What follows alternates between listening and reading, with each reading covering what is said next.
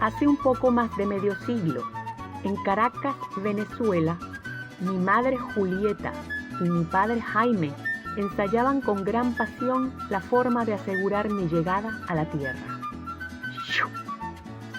Mi madre un día me contó que me desearon con tal fuerza que después de hacer el amor, mi padre no permitía a mi madre que se levantara de la cama y le ponía una almohada bajo la pelvis para que ni una partícula de su materia seminal saliera de su cuerpo, y así el milagro de la vida pudiera hacer su trabajo eficazmente.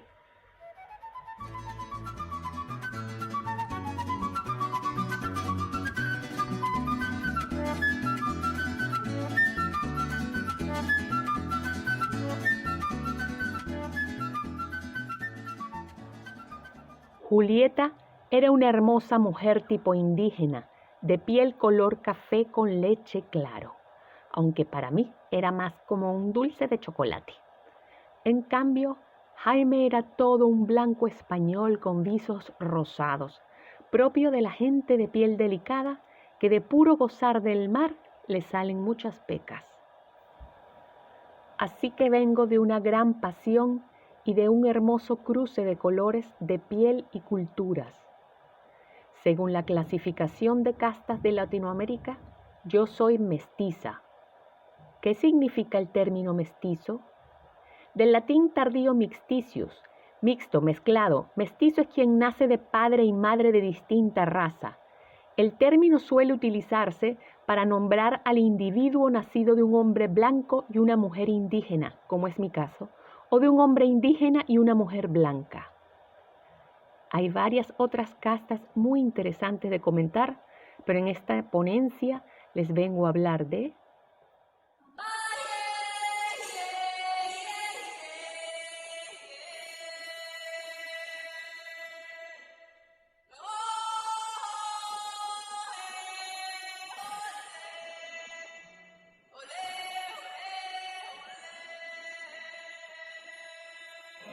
buscando identidad.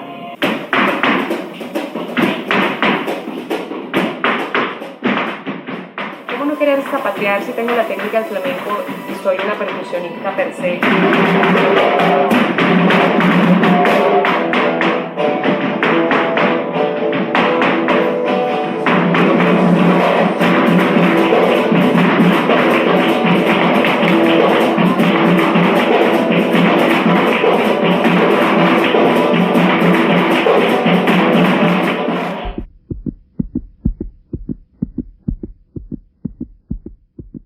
Buenas tardes. Primero que todo, quiero agradecer esta invitación que me ha hecho el Congreso Iberoamericano Flamenco 2020, el que ha sido creado y dirigido por la señora Ruth Sea Loaiza. Esto es una convocatoria hecha desde Perú, un país muy querido por mí y que espero visitarlo prontamente. Como yo soy una bailarina, yo no soy una académica, les voy a hablar desde mi proceso personal a través del camino de la danza, en específico del baile flamenco, y cómo yo he llegado a relacionarlo con mi desarrollo como ser humano y como profesional a través de la identidad. Yo creo que yo nací para bailar. Tengo el don natural del ritmo. Me es fácil llevar el ritmo de la música y expresar mis sentimientos en las melodías. Recuerdo que desde pequeña, cuando yo escuchaba cualquier música, yo me evadía totalmente de donde estaba y empezaba a bailar en mi cabeza. Pues entonces mi sueño no fue casarme y tener hijos. Yo lo que quería era ponerme trajes de colores, tacones, bailar y cantar. Pero sobre todo yo quería bailar. Mis dos hogares, uno humilde y otro clase media alta, digo dos porque mis padres se divorciaron desde yo muy pequeña, eran muy musicales y alegres. Y recuerdo que en todas las reuniones me decían, baila Daniela, baila. Y yo, ni corta ni perezosa, me iba al centro a bailar sin tapujos y con muchísimo desparpajo. Parecía una loquita. Chiqui, chiqui, chiqui, chiqui, chiqui, chiquita. Respecto a cómo empecé a bailar yo el flamenco. Recuerdo que en los programas más importantes de televisión venezolana estaba siempre una señora llamada Yolanda Moreno. una bailadora de danzas nacionalistas y folclore venezolano. Ella hacía unas coreografías increíbles, majestuosas, y era toda una diva. Todo era bello con ella. Es allí que yo me enamoré de la danza y quería disciplinarme, y le pedí a mi mamá que yo quería bailar como ella. Y yo le pedí entonces que me llevara a una escuela a aprender. Ella me llevó a una escuela cerca de casa y preguntamos si había folclore, pero me dijeron que no había, pero que había flamenco, que era parecido. Esto sonaba raro, pero realmente en la clase social media alta de Venezuela había muchísima afición al flamenco, debido a que por la gran riqueza que tenía nuestro país debido al petróleo, habían empresarios que prácticamente se llevaban los tablaos completos, se llevaban las corridas completas, los toreros, todos los cuadros, se llevaban casi que los caballos, posiblemente, a Venezuela, y se generó una gran afición a la tauromaquia y una gran afición al flamenco. Entonces, como Venezuela era un país rico y con un clima maravilloso, siendo paradisíaca, se empezaron a quedar los flamencos en Venezuela buscando opciones de vida, bueno, aparte de la gran migración que hubo, y obviamente somos colonia española y fuimos colonia española, y en toda nuestra música existe la escala andaluza, por supuesto herencia negra, y lo que nos queda de los propios aborígenes en lo nuestro, pero a mí me dijeron que el flamenco era parecido y yo entré. Entonces, como pueden ver, yo me quedé allí en el flamenco. Yo tenía 9 años.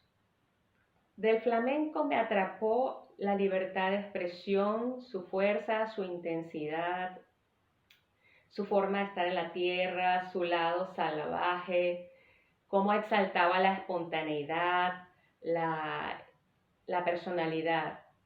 Pero sí me pasó que después que yo tenía casi cerca de la mayoría de edad, algo me faltaba, porque esta manifestación me era ajena a la cultura donde yo había nacido y donde yo vivía.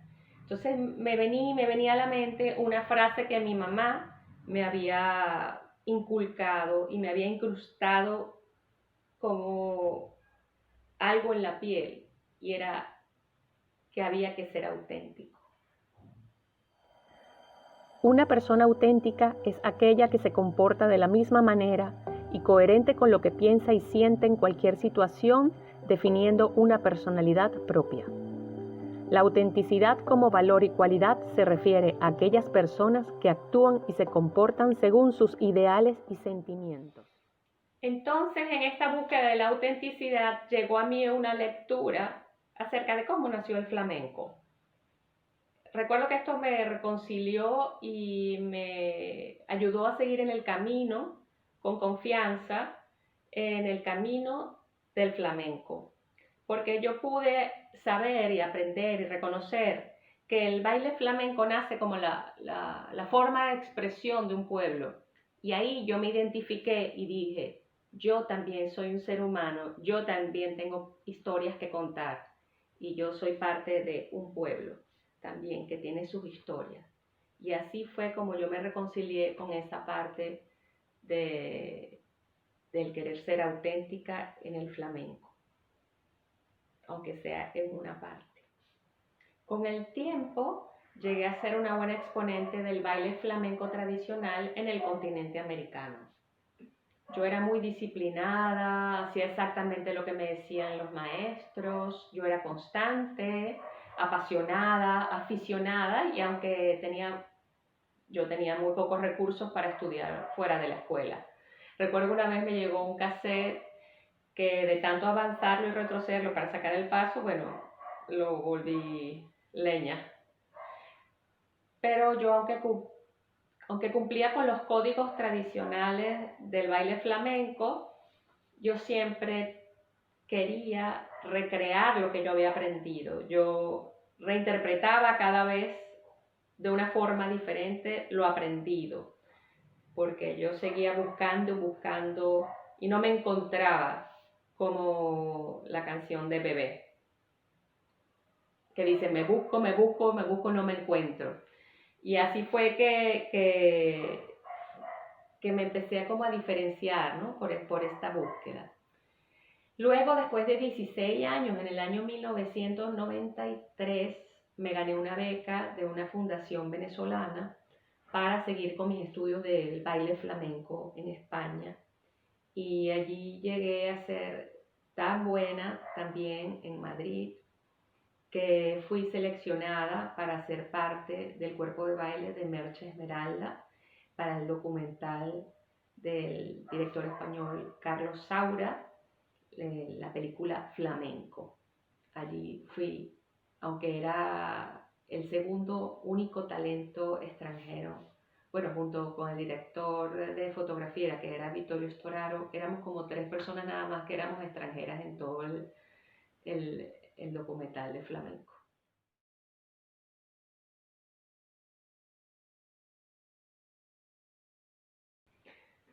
Pues sí, yo era toda una bailadora profesional. Llegué a hacerlo en España con puertas al éxito, me salieron propuestas de trabajo, pero por razones de salud familiar yo tuve que volver a Venezuela, tuve que ir a Venezuela a estar con mi madre, a acompañarla. Y bueno, después que murió ella, yo me devolví a Venezuela porque a mi papá también le había dado cáncer a la vez.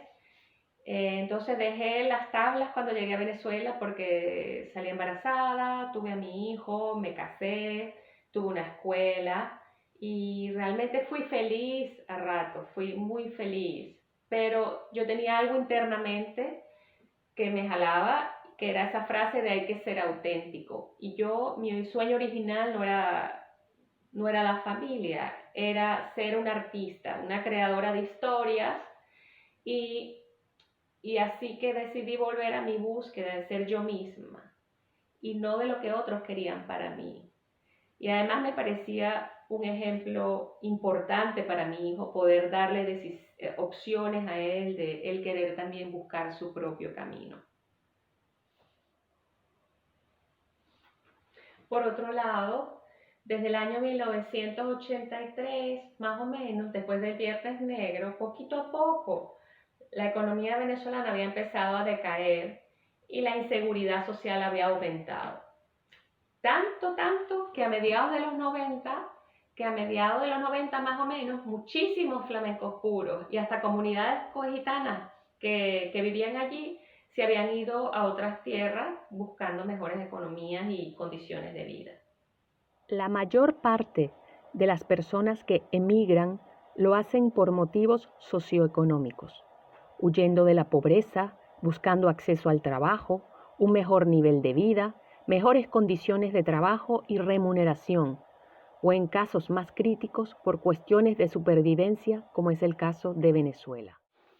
Entonces, debido a ese proceso socioeconómico, yo pude darme cuenta que tenía otros elementos musicales en mi entorno y allí no había cante flamenco ni guitarra flamenca.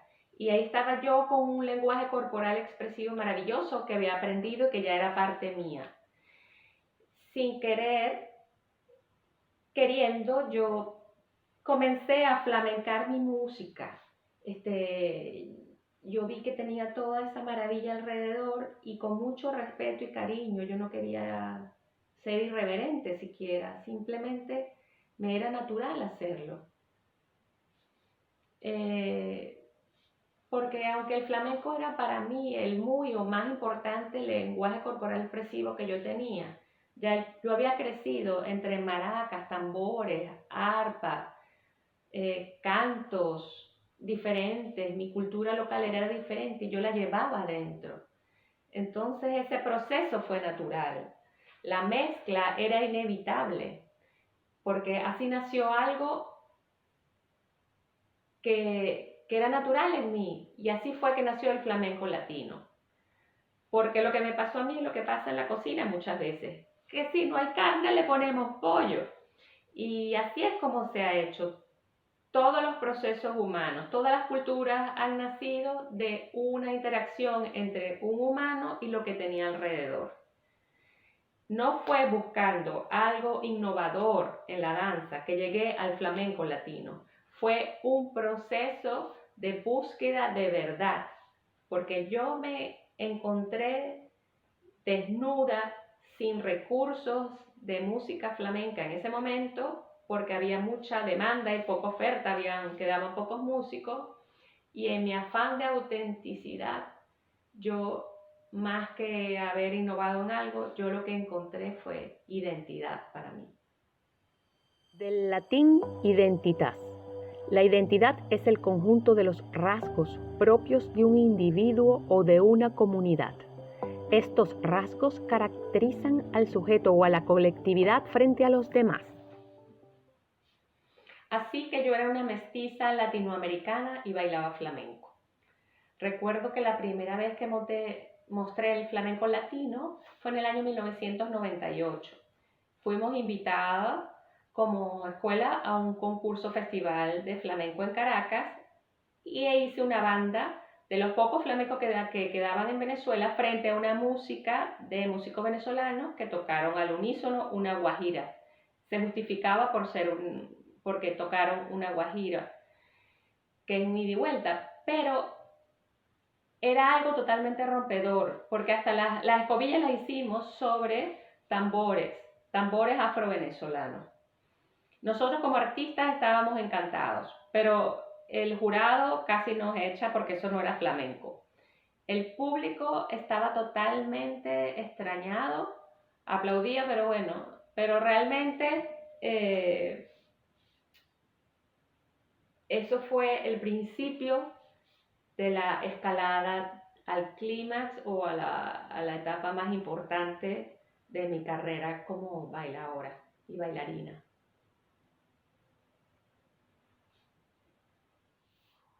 Pasaron los años y me convertí en una abanderada del flamenco latino, llegando hasta ser reconocida por el Centro de Arte Flamenco y de Danza Española Amor de Dios en Madrid, siendo invitada a dictar un taller de flamenco latino, lo que era mío, lo que era propio, invitaron a dictarlo en su escuela.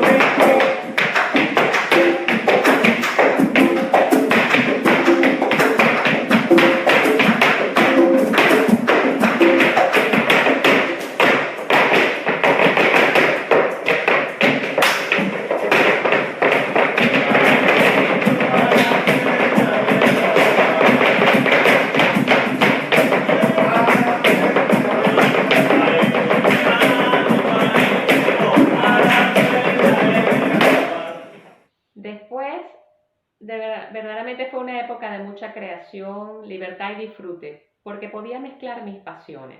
El flamenco me había enseñado, aparte de códigos estéticos, ritmo y cante, me había dado dinámicas que podía implementar en mi música. Cuando digo esto, me refiero a esperar una salida de cante, a hacer una llamada con una percusión de pies, bailar a la letra, respetar el cante, cierres, momentos de escobilla, falsetas, subidas intensas, coros para poder terminar y muchas otras cosas más. Pues ha sido tanto la creación, todo lo que he crecido o que me he tomado libertades creativas, que hasta creé un ritmo llamado bule salsa, que es así. En mi tierra donde bailan la bule salsa, en mi tierra donde bailan la bule salsa, cógele la clave sin prisa pero sin pausa, cógele la clave sin prisa pero sin pausa. 2, 1, 2, 3, 4, 5, 6, 7, 8, 9, 10. 1, 2, 1, 2, 3, 4, 5, 6, 7, 8, 9, 10. La bulería en la salsa o la salsa en la bulería. Los talleres se llenaban de venezolanas que querían sentir lo suyo en lo otro, sin dejar del flamenco, pero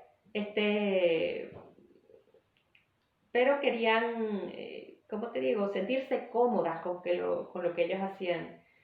Ya yo allí estaba convertida en la mestiza, en esa bailaora que lo que llevaba en la sangre y su mezcla cultural lo ponía en el baile. Gracias a esto, en el año 2005 recibí una invitación a trabajar como bailarina, bailaora, coreógrafa de la compañía Las Lizarragas, la cual se convirtió después en la compañía Venezuela Viva, que ellos también se habían identificado con poner en escena la identidad mestiza. Parte del mundo la conozco gracias a las giras que hice con Venezuela Viva. Después de 15 años yo sigo siendo parte de la compañía y ahora también soy directora de danza. Y hemos cambiado y nos llamamos Newland Theatricals. Y nuestro show principal se llama América Viva, donde su sede principal está en Miami. También tenemos directivos que están en Inglaterra, en Nueva York y en Caracas. Luego, en el 2008, tuve la invitación del guitarrista cordobés Paco Peña para ser bailarina especial de su show Flamenco Sin Fronteras. En este show, igual como ya yo había hecho en 1998, se confrontaban una banda de músicos españoles y una banda de músicos venezolanos. Ellos tocaban por separado y juntos a la vez, igual que en 98. Pues lo mismo ocurría con el baile y yo, por supuesto, era la parte representante de lo venezolano y de lo afrolatino. Allí bailaba. Pero también yo podía bailar el flamenco con todas las de la ley e integrar los dos mundos. Se podrán imaginar que se me caían las lágrimas cuando yo llegué al primer ensayo en Córdoba. Llegué a una sala gigantesca, preciosa, de ventanales. Yo venía de los bloques de Santa Eduvige y fue increíble cuando vi que esa idea que yo había tenido en el año 98 había prosperado a que uno de los mejores guitarristas flamencos y clásicos españoles del mundo la estaba ejecutando con artistas de primera línea también. Fue para mí alucinante. Lo que a mí 10 años atrás me habían descalificado, esa escobilla sobre tambores, yo en ese momento se la estaba montando a los bailadores, Ángel Muñoz, Charo Espino y a Ramón Martínez. Y aún más me pagaban por ello. Así que, bueno, con Paco Peña Flamenco Dance Company estuve dando vueltas por el mundo por 4 años.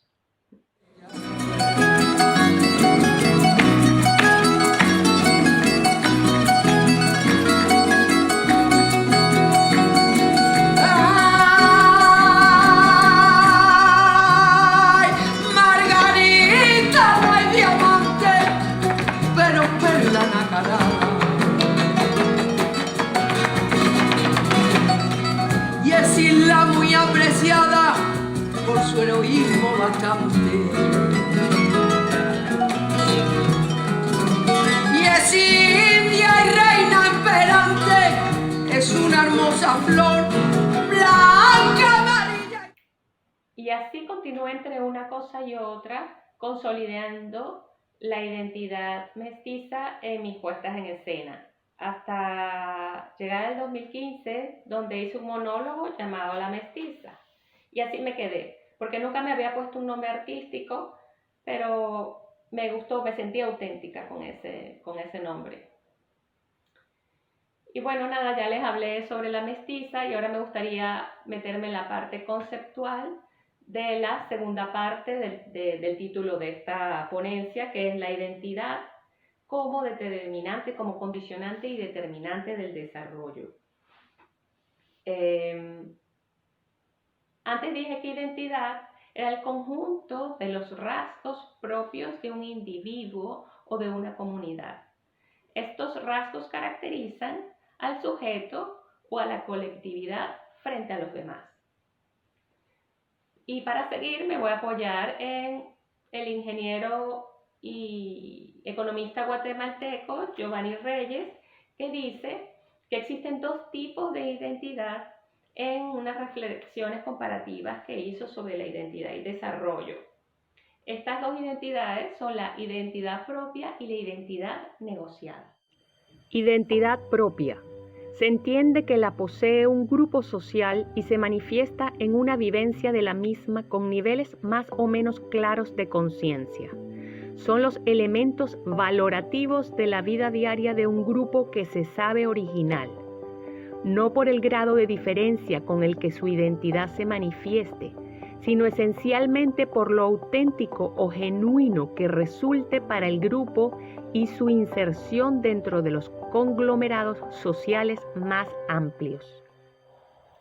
Identidad negociada. La identidad negociada se da cuando, en tanto conjunto de valores de un individuo o grupo social, no se percibe o vive como elementos culturales propios originales, sino como un proceso de asimilación en donde lo importante es la imitación. Esto se concreta cuando los grupos de identidades negociadas reconocen al otro y buscan en él los elementos que los convaliden. Según Reyes, los grupos sociales que tienen una identidad propia fuerte tienen mejores políticas sociales, tienen mejores economías internas, tienden más al desarrollo, ya que la cohesión entre los diferentes estratos sociales es más fuerte al tener algo que es común a todos, que los unifica, que es la identidad.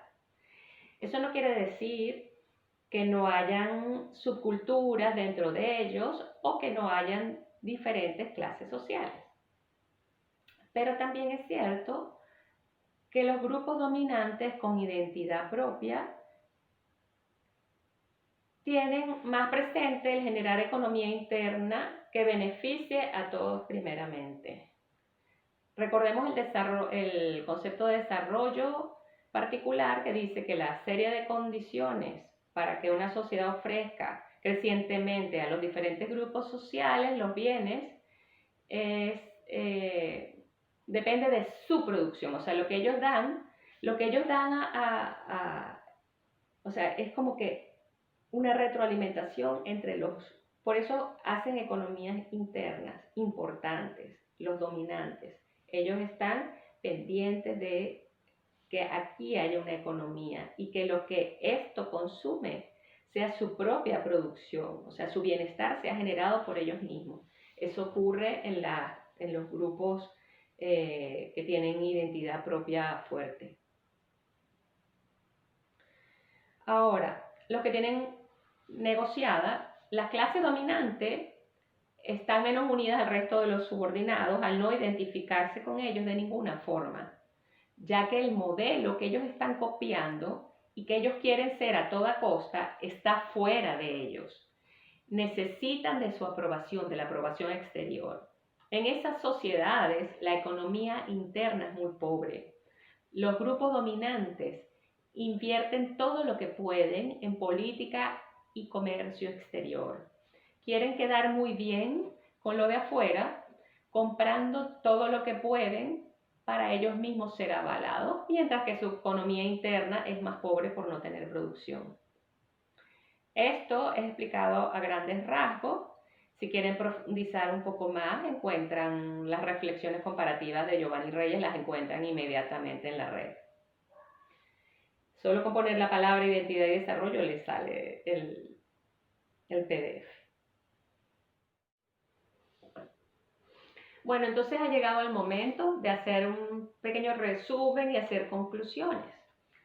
Primero, nací siendo una mestiza latinoamericana de no muchos recursos económicos. Segundo, comencé muy joven a bailar algo ajeno a mi cultura original. Tercero, por mucho tiempo tuve en el baile una identidad negociada. Yo aprendía por imitación, algo que no era mío y que lo que valía era lo que venía de afuera. Cuarto, destaqué en el baile por tener siempre personalidad y buscar autenticidad. Fue los primeros pinitos en mi identidad propia, ¿verdad? Quinto, el evento histórico socioeconómico de emigración de los flamencos puros cuando se fueron de Venezuela nos dejaron sin músicos flamencos en Venezuela en relación a la cantidad de gente que bailaba. Sexto, llegó el momento de la reinvención, donde comencé a reconocer mi música originaria, a integrarla en mi baile, a apropiarme del flamenco y llevarlo a mi terreno, a replicar en el baile lo que yo llevaba en mí, introduciendo códigos de otras tendencias como el afro y la salsa. Y esto hizo que siguiera reforzando mi identidad propia.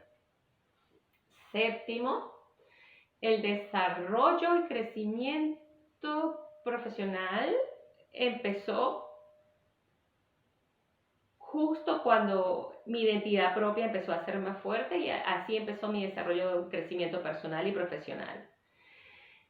Gracias, y luego, octavo, gracias a los trabajos con las compañías que mencioné antes, con Uland Theatricals y con Paco Peña Flamenco Dance Company, llegué a tener críticas en la prensa como New York Times, el Times, en varios críticas importantes que todavía me avalan como artista y me garantizan trabajo, ¿verdad?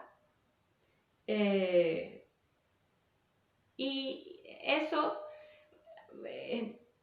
pude también, imagínate todo el beneficio, pude comprar mi vivienda, pude tener acceso a grupos dominantes en Venezuela, que estos grupos dominantes en Venezuela para financiar o ayudarme en el patrocinio. Y bueno, y eso me dio mucho reconocimiento nacional e internacional. Así que como gran conclusión para mí, a mayor identidad propia, mayor desarrollo. Como lo veo, hubo dos factores primordiales catalizadores de mi crecimiento y consecuente desarrollo: mi búsqueda de la autenticidad o de la propia identidad y el habernos quedado con pocos músicos flamencos en el entorno. Ellos dos juntos hicieron que me reinventara y creara algo que era único y con el que me identificaba totalmente. Yo tenía raíz española y venezolana. Tomé de los dos e hice algo propio. Me quedé allí trabajando con pasión, amor, calidad, esfuerzo, constancia, y logré posicionarme en el mercado hasta alcanzar riqueza material y reconocimiento en mi ambiente de trabajo y en el ambiente social. De hecho, para poder entrar en esas dos compañías, entré siendo la mestiza. Así que comparando con lo dicho por Giovanni Reyes, puedo decir que pasé de la identidad negociada a la identidad propia al reforzar mi identidad mestiza en el baile, al hacer de mi expresión endógena algo valioso, a cuesta de trabajo y que pudo ser reconocido por lo de afuera y que me pidieran y que yo estuviera con ellos. Yo invertí económicamente en lo mío, yo aposté a lo mío, yo lo he defendido, yo hago argumento, porque como lo dije una vez en una entrevista para una revista argentina, ¿cómo no creer en el flamenco latino como representante de nuestro mestizaje si yo existo? Y vuelvo al nombre de esta ponencia con mucha más fuerza que cuando empecé, porque quiero agregar esto: la identidad es absoluto condicionante y determinante del desarrollo. Y eso va desde un individuo hasta un país. Y bueno, y para finalizar, quisiera que escucháramos un audio del erudito abogado venezolano Arturo Uslar Pietri, que hace una disertación muy interesante acerca de la identidad latinoamericana. Y escuchemos bien, porque más que darnos respuestas, nos hace reflexionar, hace hacernos preguntas.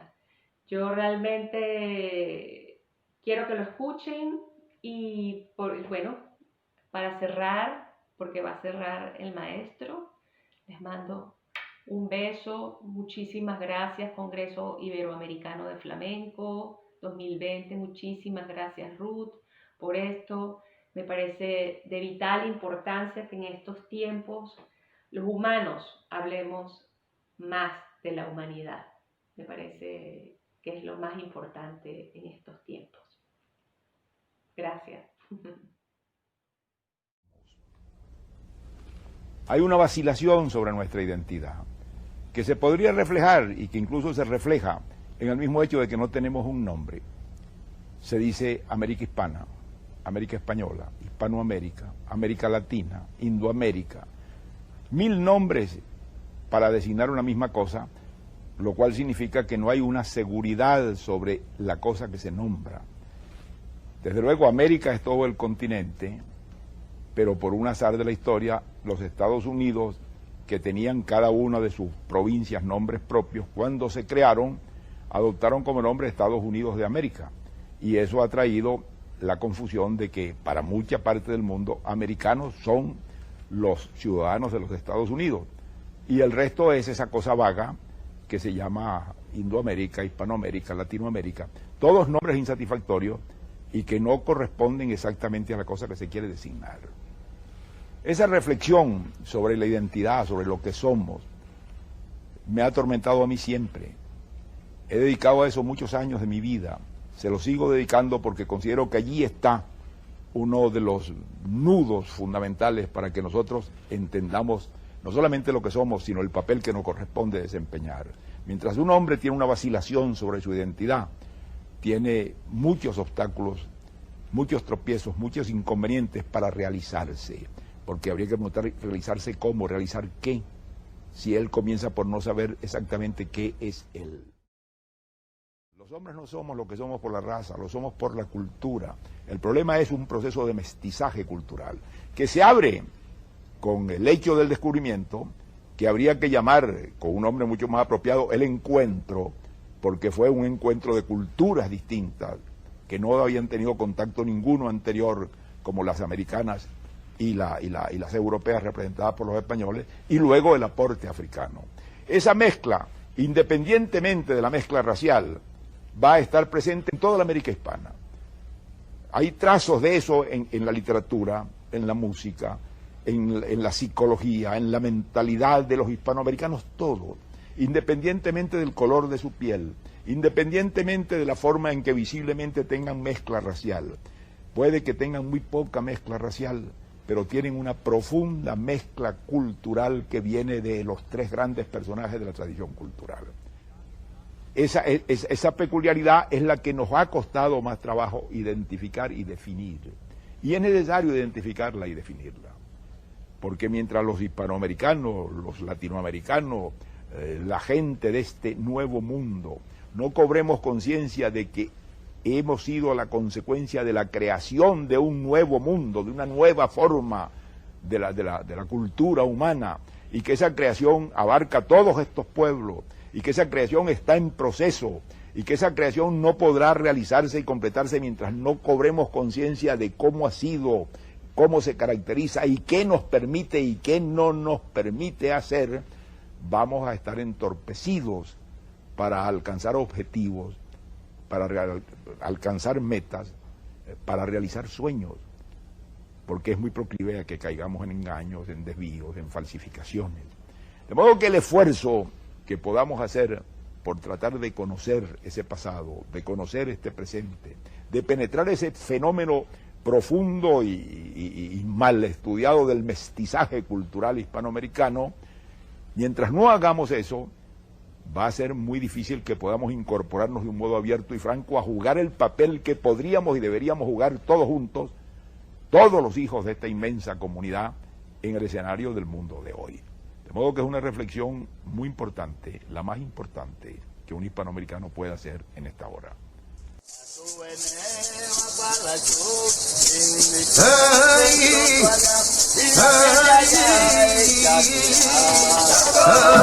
Hey,